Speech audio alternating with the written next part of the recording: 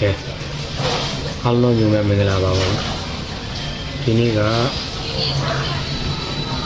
ကျွန်တော်ရဲ့ဘာဆန်ဒီတလုံးနေနေမှာပွဲတွေအများကြီးရှိတဲ့ထဲကမှကျွန်တော်ကြိုက်တဲ့ပွဲကိုတင်ပြပေးမှာဖြစ်ပါတယ်အဲ့ဒါကတော့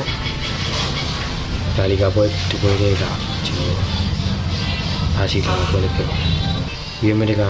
တလုံးသွင်းနိုင်မယ်ပေါ့ကြီးအောင်မယ်ပေါ့ဒီလိုဖြစ်ဖို့ဆိုတကယ်တွေးကြည့်ရင်ဘယ်လိုပဲဖြစ်ဖြစ်ဒီလိုတမိုင်းမျိုးဘယ်လိုအတိုင်းအတာကိုပြန်ကြည့်1.95ပြားဆိုတဲ့အတိုင်းအတာကြီးအောင်ဖို့ကအရင်နေပါတော့ကြည့်ရန်နေပါလေကျွန်တော်အနေနဲ့ကဒီနေ့မှာကျွန်တော်ရွေးချယ်ချင်တာကတော့ပါစီပေါ်လာဘော်ဒီကိုရွေးချယ်ပေးပါတယ်မနေ့ကဆိုတော့ကျွန်တော်ရဲ့ Facebook page မှာမိုင်းဘော်ဒီကိုရွေးချယ်ပေးခဲ့ပါတယ်နောက်ဒီနေ့တော့ကျွန်တော် YouTube ဒီကိုများအတွက်